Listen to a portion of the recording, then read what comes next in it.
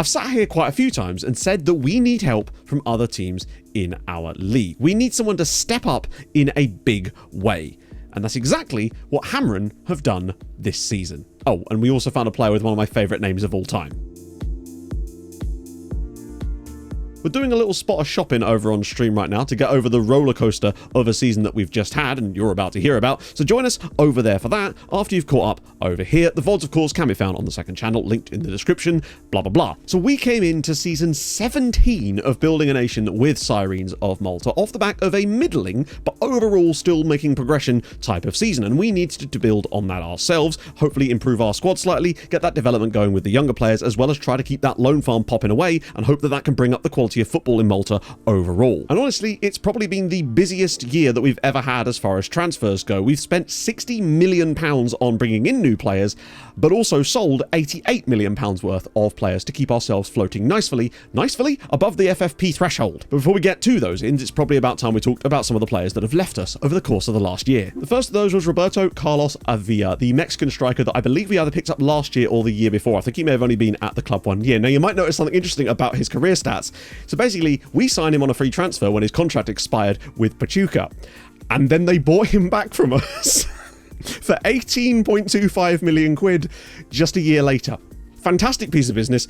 It's brilliant. It's like picking up a free sofa on Facebook Marketplace and then 6 months later lobbing it back to the people again for like 100 quid. Brilliant work. We also parted ways with attacking midfielder Eric Nunez to Al Nassr for £13 million. There was a lot of interest in the young man, and we just felt that maybe there was less and less space for him in this squad, and maybe it was a time to cash in for the 13 million. And the fact that man is earning £650,000 a week, I'm sure has nothing to do with the fact that he wanted to leave at all. No amount of free sofas was going to keep him here. Next up is a sale for a player that I'm not sure you even would have seen before. So basically every year we try and pick up some random freebies that get released from larger sides with the aim essentially of flipping them for money. Now, one thing we have noticed that a strategy, if you like, is either you can sell them straight away or you keep them for a year or loan them for a year and then they get decent value so you can sell them on. We did exactly that with Abraham Mir. He did a season on loan at Newcastle and then we sold him for £11 million.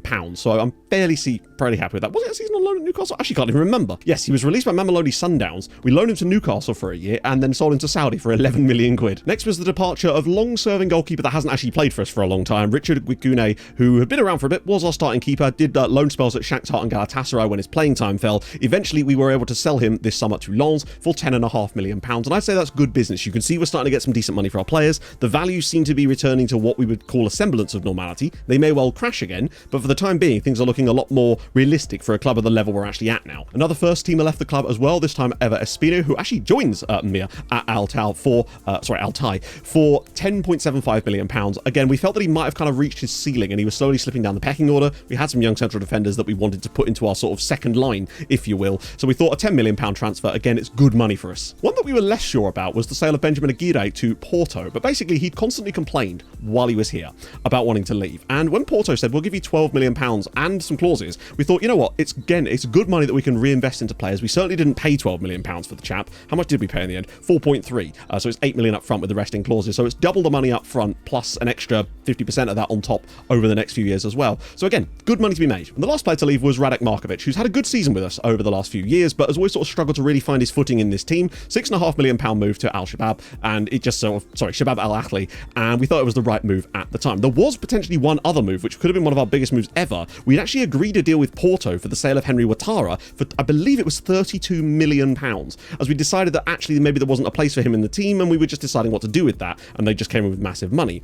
In the end, for some reason, despite us agreeing the deal, like 5 or 6 days before the transfer window shut, it just evaporated and it failed because of the failing to sign paperwork in time. Usually there's some kind of urgency on transfer deadline day, but it just never happened. So we lost out on £32 million for Henry Watara, which is not ideal. Money that we probably very much will need to find over the course of the summer to stay above the FFP threshold. So now it's time to talk about the ins, because there have been some, for me, very, very good ins this season that have really helped this team out a lot. The first of whom is Luis Carvalho. He's only on loan from Benfica for a 2-year loan. So when Padilla got injured, we knew that we would need someone to sit in that role and give us a bit of depth in there. So we looked around to try try and find anyone who could suit the job. We like the look of Luis Carvalho, but he wasn't willing to talk to us at the time. But we were able to agree a 2-year loan from Benfica. And it's costing us £4 million for the 2 years, but we just felt it was worth it at this stage to have a player of this kind of quality. And you never know, maybe we could actually arrange a deal. He's not been anything fantastic for us this season, but he's been a useful backup to have, and he does have 8 caps for Portugal already. So if he's the kind of guy that we could potentially sign, there might be a world beater in here. We just don't know. The big signing, though, is the one I showed you last time around, and that is Gonçalo Reynoso. Now, he'll look very different to that which he did when you saw him last season, because he has stepped into this team and been unbelievable for us this year. Came in as a second choice striker. We decided we're going to play him in the league. All is going to be well. Signed for £4.9 million, and he has exploded this season.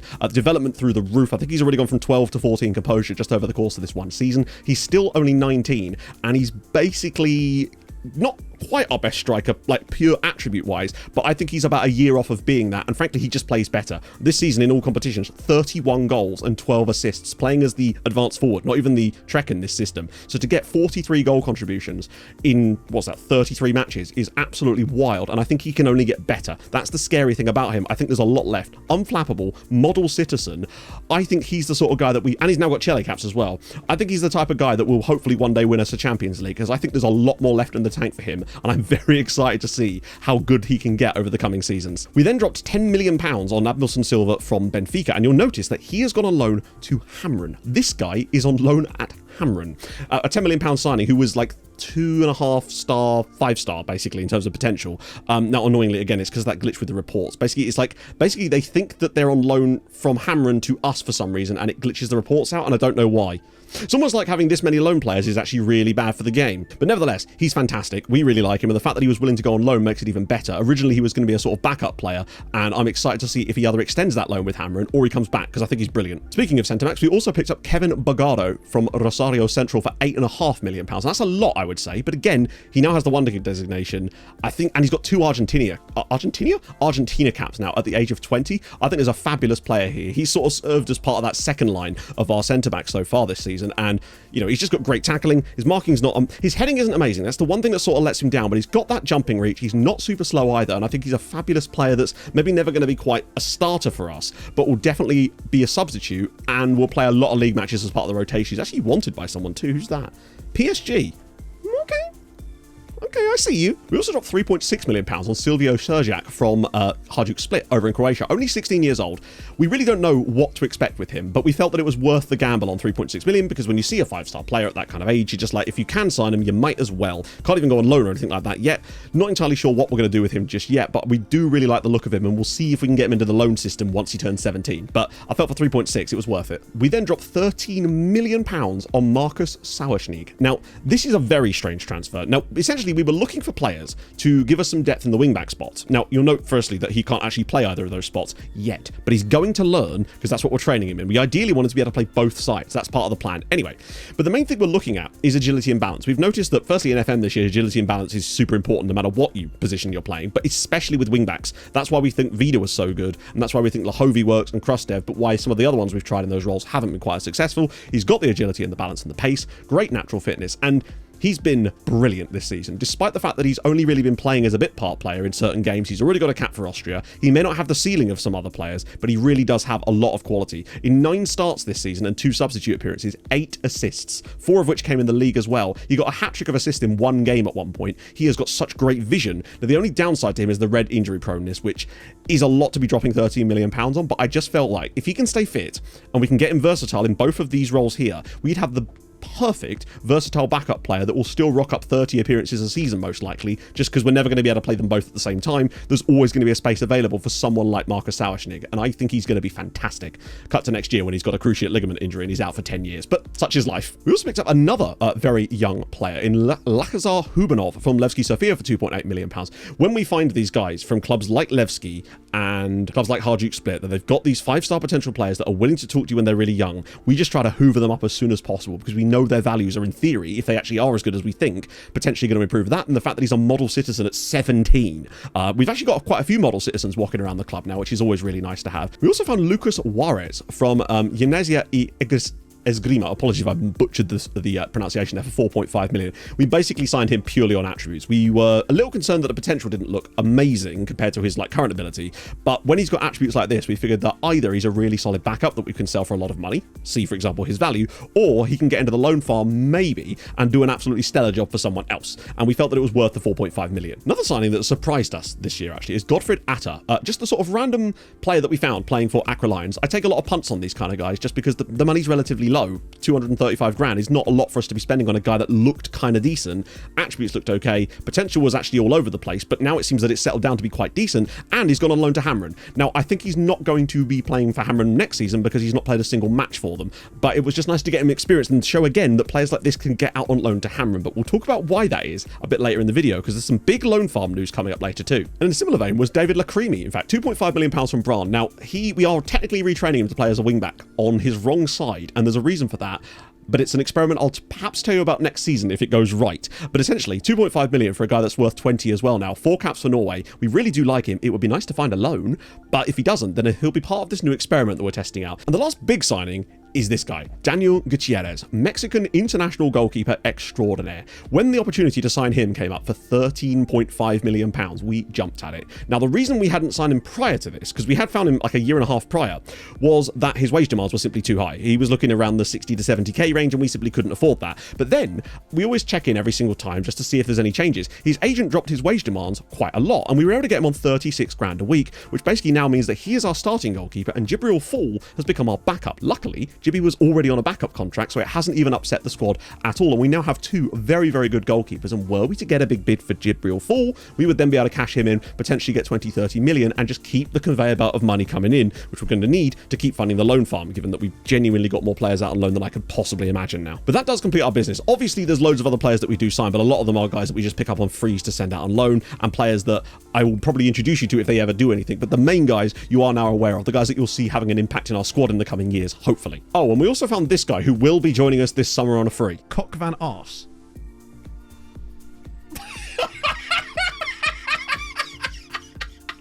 Dutchies, please tell me that's how it's pronounced.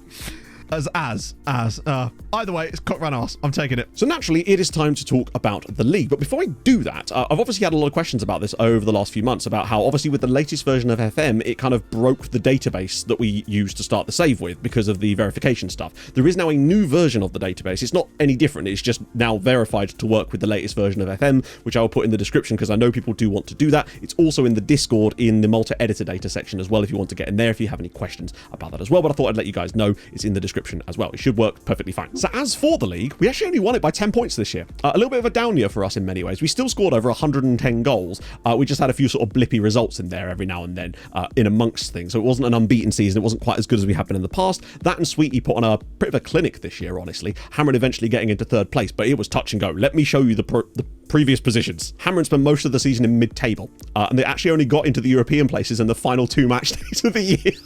It was very close. Unfortunately, a lot of that does come at the expense of Birkirkara and Hibernian, teams we really would rather have in Europe. Zabar, unfortunately, also get into Europe, and that's not something we really wanted, but you can't really change that. Goodyear, however, do at least get into Europe by virtue of winning the cup, so despite them being further down, I would rather them be in Europe than, say, well, Zabar if we could, but than Birkirkara or Hibernian. So Goodyear have got a little bit more previous as far as European games go. Unfortunately for Nashar and Mostar, they once again go back down to the 2nd tier. You'll note Reynosa was the top scorer in the top flight, and you'll also note that Facundo Pereira was the 2nd highest scorer in the league. Now, those of you that watched the last video will remember Facundo Pereira. He was the guy that I asked your opinion on what we should do with him. He's on loan at Hamrun now. We managed to get him on a 2-year loan to Hamrun. This kind of player at this kind of quality at a club like Hamrun, I think could be absolutely godlike if he continues to develop and just gets lots of game time out there. 21 goals for them in 30 appearances this season is astonishingly good, very pleasing. In the 2nd tier, Floriana and Valletta come back up again. Melita actually miss out despite their striker scoring 36 goals in 29 appearances and them getting a plus 46 goal difference. If they don't win the league next year, they'll be hell to pay. Tommy and Kobo actually got 31 for Valletta as well, but he had 21 in his first 16 matches, and then sadly has only managed to get 10 10 in his last 14. Absolute scrub. Get with the program, Tommy Jesus. So that brings us to Europe. But today we're going to mix things up a little bit and actually start by talking about the other Maltese sides before we get back to us. There is logic to my madness, which you'll understand in due course. First up in the Conference League were Birkirkara, who came in at the second qualifying round and actually had a surprisingly easy run of things. First beating our own affiliate club, Domjali, with a 5-2 victory, which is very, very useful. Then home and away wins against Aberdeen to set up a playoff round against Dinamo Tbilisi, which took them admittedly until the 111th minute where Ruben Yanez in the second leg gave them the goal that sent them into the group stage, and happy days. Next up we had Goodyear, who of course went into the playoff round of the Europa League this season, which meant just the one tie and guaranteed group stages. They drew, unfortunately, against PSV, and it didn't go too badly for them in the end because they actually got a draw and only lost by a single goal, which is pretty good progress, and in a way it's better for them to be in the Conference League anyway, so we were pretty happy with that. Next came Sweetie in the second round of the Europa League qualifiers. Quite deep, but we felt that they were capable of doing things, and it got off to the worst possible start as they actually lost 1-0 against Bati Borisov away from home, but then a 5-1 hammering, or is it 5-0? 5-1 hammering in the second leg got them the result. They then managed to get a narrow victory over Rijeka to set up a plum draw, the most fortunate draw you could always have at this round, against Chernomorets of Ukraine to get themselves through to the group stage of the Europa League. And I think they have played in it once before, but it's never gone amazingly for Maltese sides in the Europa League, but we had hope. And that of course just left Hamrun, who began the season in the second round of qualifiers for the Champions League. And they faced Dinamo Kiev, actually getting the win, 3-0 and a 2-0 defeat to allow them to become the first Maltese side, other than us in this save, to actually win a round of qualifying in the Champions League, which was big news. And then it got even better in the next round as they were actually able to knock out Danish side Nordsjælland as well to reach the playoff round, winning home and away. But then they were drawn in the playoff round against Dortmund. And then they beat them. We were absolutely ecstatic with this. They beat Dortmund 2-1 in Malta and then got a draw in Germany to reach the Champions League group stage, the big group baby, for the first time in their history for sure, and made it 2 Maltese sides in the big group this year. We were over the moon for them because of the reputation and the money. A little bit worried about the fact that they were unlikely to get any more points from this point because of course being in the big group is a hell of a task, and they were very fortunate to beat Dortmund. We've got to be honest about that. We would have perhaps preferred them in the Europa League just because they would have had more chance to win some points, but the money and the prestige and the reputation they get from this was surely only going to be a good thing. Now, before we get into anything else, I'm actually going to talk about Hamrun in the Champions League here first, just to not give spoilers for us and the other teams. So this is what actually happened to them in the group stage. And you'll note here, you're seeing a lot of green and orange in there. They got a draw with Ajax at home. They then beat Shakhtar away from home, then beat Villarreal at home. And we were like, holy Christ. At one point, Hamrun were above us in the Champions League group. It was absolutely wild. They were actually top of it at one point because they played an extra game. They then lost to Liverpool. It happens. Lost to Atletico 2-0. Got a draw with Anderlecht away from home. We thought, okay. Lost to Chelsea, as you'd expect. But having 8 points going into the final match day, we thought, you know what? Maybe there's a chance here. Unfortunately, Kevin Zeffy goal in the 94th minute was what knocked Hamrun out of the Champions League. They came 26th with 8 points. They lost it on goal difference in the end to Paris Saint-Germain of all teams. And were it not for Kevin Zeffy's goal, Hamrun would have qualified for the next round of the Champions League at the expense of Paris Saint-Germain.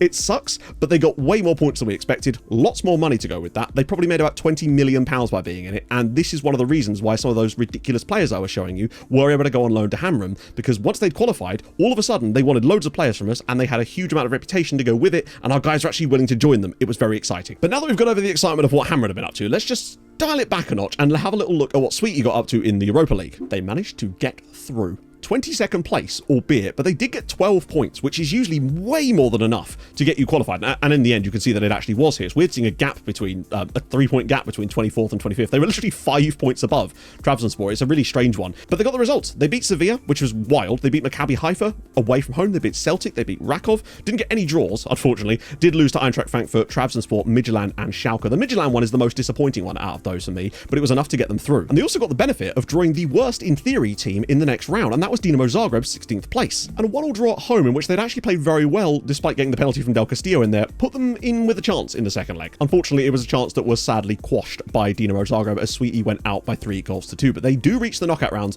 of the Europa League, and you can see there's definitely some building there. The biggest thing for Sweetie though was that Roy Fleming, their main striker, got a quite bad injury before the knockouts happened, and I really think that if they'd had Roy Fleming, they would have been able to put some of these chances away and just done that a little bit better, because Roy is starting to look very, very good, and Sorry Silla just isn't quite on that level yet. But that leaves us with the Europa Conference League, where of course we had 2 teams as well, and frankly they both absolutely smashed it. 7th and 8th in the Conference League this year for Goodyear and Birkirkara. This is the first year that every single team, well, technically not because Hamrun didn't get through, I suppose, but it's the first year that at least every single Conference League team has got through. Not quite every single team. Hamrun were very close, though. It's the best year in terms of that so far, for sure.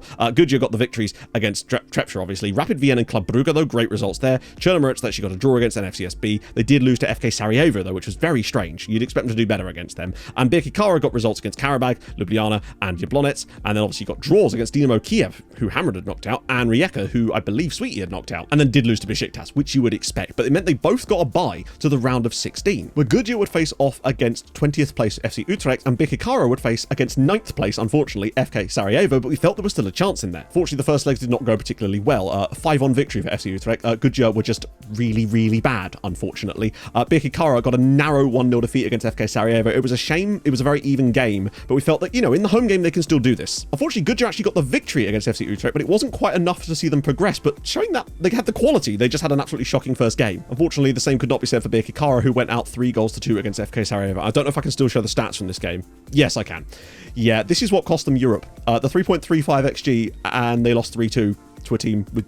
Oh, it's just one of those things. It happens, but it's so annoying to see that. So despite all the promise that the other Maltese sides were delivering on us, it did feel a little bit shortchanged to not really get that real development in terms of the progress this year, but sometimes that's just how it goes. We're used to seeing the bad luck. We have had a little bit of good luck in some of the games this year, I must admit. Hamrun beating Dortmund was definitely a stroke of fortune. They were not the better side, obviously. So there has been a little bit of it, but it still very much swings in the other direction, sadly. But eventually, surely, it will come back around for us, right? And speaking of us, it's time to talk about us, as we got our Champions League campaign off to the best possible start, really. A 4-2 victory over Slavia Prague. Bit annoying to concede the 2 goals in the way that we did, but Palacio, Paez, a penalty from Pebbles, and a goal from FTM Krastev got us the result in the end. In fact, 2 key passes for Krastev as well. He was very, very good and has really stepped into the fold this season. We then followed that up with a relatively poor performance away against Barcelona. There isn't really much we could do about this one. They were just much, much better than us, especially Razul Rahmati. 2 goals for him, 1 for Mayor, a penalty in there, which was just one of those things, sadly. Reynoso did score his first Champions League goal for us off the bench in this one, which felt nice to see that he could at least do that, but we were just simply not good enough to get the win. No complaints. But we picked things right back up again against Real Sociedad in the 3rd match. Gertjulay, Krastev again, Paez with another one, Reynoso with another one in this game, a goal off the bench. That was his 2nd goal off the bench in this one. And we were starting to look at Perez being like, what are you actually giving us at this point when Reynoso is coming off the bench like 3 or 4 years younger than, I think he's 5 years younger than him, and just delivering goals for us when it matters the most. Great result for us here as well. 4-0 victory, looking fantastic as well, which is what you really want to see. We then had a fairly comfortable game against Malta again. Nice clean sheet once again for Jibril Fall. Pebbles with a goal. Perez did at least get one in this game. Seydou Kwasi Awura obviously got one too. His last action before leaving for AFCON. Didn't cost us as many players as it has done in the past, but it did still cost us a few guys, which I definitely didn't think helped us. But that was another win and starting to look a lot more confident now with 3 wins out of 4, looking decent. Unfortunately, away to Bayern Munich, we just didn't really turn up again. Angel Di Palacio with the hat-trick for Bayern. Things were looking pretty good until the 81st minute of this game, but just one of those things really. They were just better than us in the end, and it was very even really up until about the last 10 minutes of this one. But then there you go. Lahovi was really our only attacking threat in this one. Reynoso had actually started this, but it just wasn't to be. We were just not looking great in this one. But then we showed some real quality and actually got a bit of fortune going our way, I suppose you could say, in this one. And Perez actually banged a hat-trick against Juventus. 4-1 victory for us. Juve made some quite serious errors in this one. Julio Scarzi got that goal. But it was nice to see a little bit of luck go our way for once, because I don't think this game was a deserving win. If anything, Juve possibly could have even edged this. So it was nice to see us finally get a bit of this go our way. Very good as well. Another victory on the board. That was, I think, 5 out of 7 at this point. My apologies. It was 4 out of 6. We then had an absolute humdinger away at Galatasaray. Perez picked up an injury in the early stages of this game. We'd taken the lead through Palacio. We're looking really, really solid. And out of nowhere, Galatasaray just got 2 goals. And we thought, oh God, it's happening again. But then, off the bench came Nayash Villarreal in the 88th and 96th minute to get us, in the end, a deserved victory. But my God, did we have to work for it. Galatasaray are a weird one. It feels like whenever we travel there, it's always way more difficult than it suggests it should be, given their position in the Champions League. But they gave us a hell of a go at it this time, but we came out on top. Shame about the injury to Perez, though. And lastly, we added a very solid result against RB Leipzig away from home with Perez and Henry Watara getting the goals. They did get one back through Ramsack, but it wasn't enough to make any difference. And that made it 6 wins out of 8, feeling fairly confident, beating the teams we should be beating, and honestly looking a little bit subpar against some of the other teams in fairness, but there was injuries and stuff, and yeah, we were just off our day sometimes too. But what that meant, of course, is that we actually came 5th in the group stage, which is a much, much needed sort of boost for us. To get those 6 wins out of 8 be right up there with some of the very best teams in Europe and starting to feel like, okay, we deserve to be here. You can again see down here how Hamrun were the team right on the bubble here. If they'd have just got a better goal difference for a start, or if they'd got that point against Feyenoord, they would have knocked Paris Saint-Germain out of Europe. It really is so sad that that last-minute goal was what cost them a chance to play in the next round. And it would have been at PSG's expense too. But that meant that we actually get to skip a round of the Champions League for a little bit. Went straight into the round of 16. We knew that we would have to face some good teams, but we felt that at least this would give us a chance of being the better team in the draw. Unfortunately, the game decided that Manchester United would be our opponent, which is always going to be tough given that they'd beaten us in our most recent or only Champions League final. And in the first leg went like this. This was an absolute disaster fest. We played so well in the first sort of half an hour of this game, basically. Quasi had given us the lead. We'd missed a couple of absolute sitters after that. Reynoso especially missing one of them. Then we gave away a dumb penalty just out of nowhere, really, as it happens. Then there was a defensive error. Then there was a deflected goal. And then there was another penalty. And we were just like, this is just not going to be our day. Man United barely created anything from open play in this match at all, but it's just one of those things. If we'd have just had a 3-2 defeat, I think I'd have been feeling like, okay, we can come back and take this, because it was a little bit fortunate they actually had got those two penalties, especially the second one, man. But that's life, right? We thought at home, we've been shown that we can be good. And so I'll set the scene for you going into the home game. We're playing fantastically well in this match, creating chance after chance after chance and missing them, and then this happens. And so far, the chances have been there. That's the problem.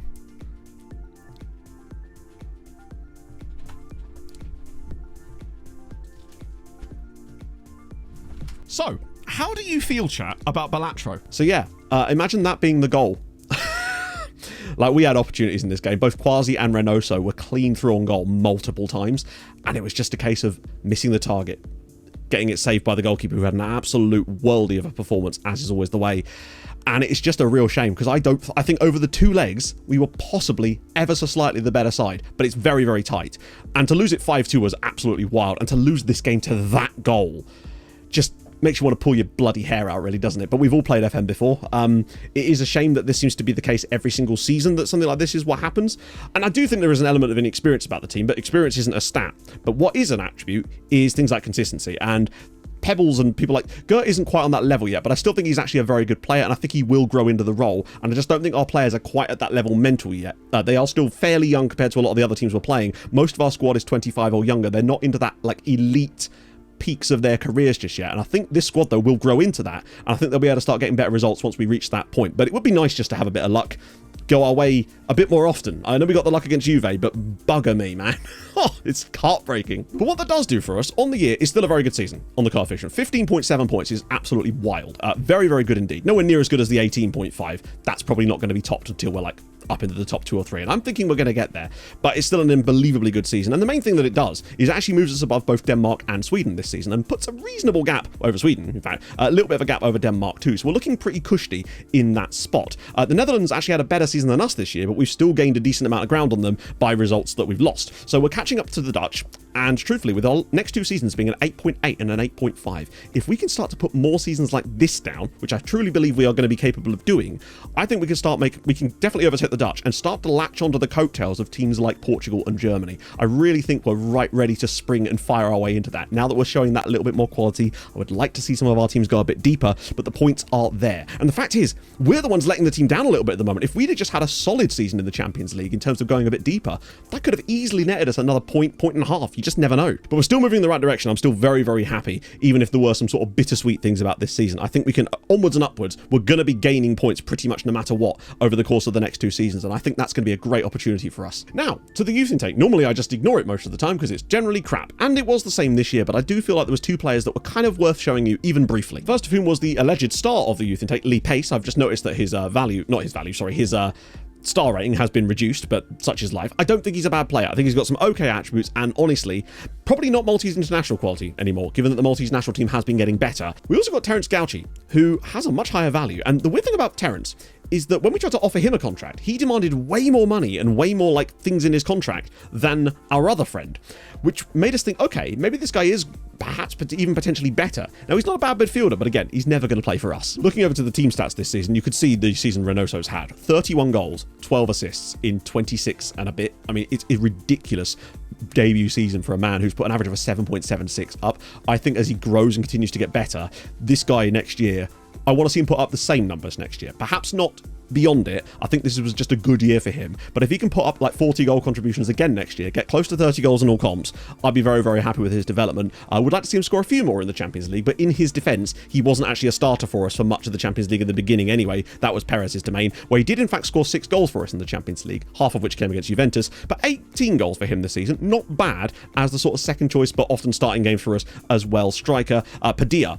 He only really played half a season due to that cruciate injury, came back in like early December, still managed to get 16 goals in 16 games and 5 assists. This is why Jose Padilla might be one of the best players at the club, if not the best, in fact. Just showing you again how good he actually is, pound for pound in terms of his attributes. I think he's absolutely wonderful, and I'm hoping next year if we can keep him fit, he genuinely could be the kind of guy that just takes us to that next step. Pebbles again is proving what a brilliant signing he has been. 13 goals and 10 assists this year. It's just exactly what I want him to be on, basically. Not quite a goal contribution a game, but getting close to it, and he can play multiple positions in this team, and that's the really cool thing, that he can play as the number 10 or as the number 8. And that's just really, really useful to have him do that and be good to score goals and assists in both roles. Quasi's had a bit of a down year. Only the 9 goals and 8 assists this year for Quasi. Now, he did have an injury. He had shin splints in January, and he missed some time because of AFCON. So he hasn't actually played as much this year. So we kind of have to take that into account. On the assist side of things, Palacio, brilliant. 16 assists, exactly what you want out of him. Krustev, 12 assists, looking great. Pebbles looking up there as well. Sauerschnig, the fact that he's got 8 assists and is right up there. Look at his like open play key passes per 90. 4.8. He is just everywhere on the pitch at the moment, and his XA per 90 is insane. That will obviously get dropped down with time, but I'm very excited about what he could be as a playmaker in this team from those wide spots. He's brilliant. Lahovi, only the 6 assists this season. He actually scored more goals than he got assists, which is very, very strange for Uriah Lahovi, but that's just how it goes. The other player once again worth highlighting is Paul Castera. He scored 4 goals and got 5 assists this season in 8 starts. This man is like our third choice left wing back.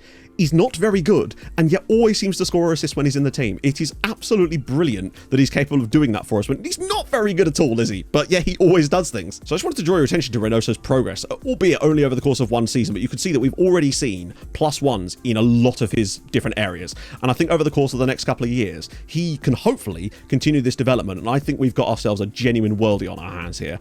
He's had a better season than even I predicted. I thought he'd be the backup for us this season to Perez, but once it was clear that he was coming off the bench and scoring goals constantly, felt like he had to get a run in the team, and he's shown how good he could be. Another player I feel like is worth highlighting is that of Gert Gillet, who is developing nicely, maybe a little bit behind the curve as to what we would have expected given the potential, but he does seem to be getting there. He's still a world-class player, but I feel like his lack of consistency that has not yet really developed is why he does sometimes cost us in big matches. But we certainly haven't got anyone better than him for that role, and we sure as shit ain't going to be able to sign anyone better than him for this role. So we're just going to have to hope that over time he can get his consistency up, which will just take time to improve. And I think by the time he's 27, he will be a world beater, but he's not quite there yet. Let me just have a little look at his progress chart. You'll be able to see just how much he's improved. I mean, +7 in marking is absolutely wild. He just needs to work on a few other parts about his game from his mental standpoint, and I really do think he could be an absolute worldie. Just maybe isn't quite there yet, but he's still only 23, remember, and a lot of our squad are still very young. Of the guys that play regularly, Vida's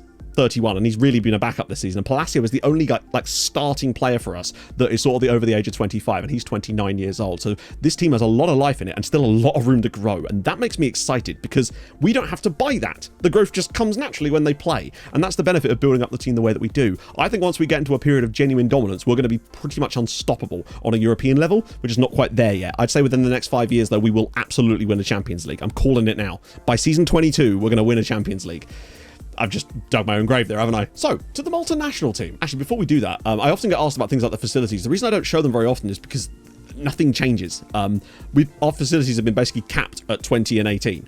We can't improve our training facilities because they're maxed out, and the board won't let us improve our youth facilities any more than we already have because we don't get the option to. It's really silly. And as for the other clubs, they've not yet reached a level of financial independence where they're actually able to invest in their facilities yet. The first team that may start doing that is Hamrun, but they've not started doing it yet. But as for the multinational team themselves, they're up to 135th, which is the highest they've been in this entire save. I'll just move my face camera to the left so you can see the sort of general upward trajectory. They are definitely going in the right direction, which is nice. As for the schedule over the last year, they didn't do amazingly in their Euro qualifiers. In the end, they were actually very close. They did beat Austria, in fairness. Got a win against San Marino, got some good points in there, but it wasn't quite enough. They didn't come bottom at least, but they are certainly showing in the right direction. Did, however, win their Nations League relegation battle against Estonia with 2 wins, which is, I think, why they've suddenly seen this little boost. And they'll have a lot of Nations League over the next year, and I think they can stay up out of those guys. I genuinely think they've got the quality to avoid a relegation battle this time around and start to show that next step. Right, now to the loan farm, which, as you can see, is now we have 20 players out on loan. Except we don't, because obviously we've actually gone back around again. We've re-overflowed it back the other way. So that is now 276 players out on loan. It's a lot. It's a lot. And now when you filter by potential, now there will be a few guys missing for this because of that stupid thing with the reports, I think. So expect to be a few. Oh no, they're actually all there this time. Just changing screens sometimes fixes it. We've actually got a guy on loan at the moment who is unironically 5-star potential. Like, not 5 with the white star, like actually 5. That doesn't happen very often in FM, which is really strange. But you can see some of the quality now really is starting to build up. Hamrun have got an insane amount of quality out on loan from us. Now, the reason this happened is the first batch of these guys were able to go out on loan to them as a result of them going into the Champions League. That meant they had higher rep. They were willing to take on slightly better players, and the guys were willing to join them because they were playing Champions League football. Then their league form had suffered quite a lot, as I showed you earlier in the video. They sacked their manager. They then replaced him with one of the loan farm guys that we had in our managerial sort of hierarchy, if you like, that has the use his loan farm thing. And before he'd even been appointed, I'd offered out a load of players for loan. They just put in loan bids for basically every player that we had in any position they were looking for. And we just went, yep, lads, have whoever you want. And obviously that means that some of these guys like Atar and Osei and Biton will probably come back because unfortunately they don't play in the system that they use. But it was just nice to see that it's a proof of concept that they could potentially use these guys, and maybe we'll be able to get them on loan again next season. But they still have some fabulous players out on loan. As for the top scorer on loan, it was of course Tommy and Kobo of Valletta, but Pereira got 21 for Hamrun. Roy would have probably got more goals were it not for the injury that he suffered, but 19 is still insanely good. And just to have a little look at Roy, since I know you guys like a bit of Roy, he's a fabulous player. Still hasn't declared for Malta or anything like that yet, but I feel like it is definitely coming one of these days. He's still an unbelievable player. 7 goals for the Sweetie in the Europa League. Probably would have had more if they'd actually been able to go a bit further with him in there.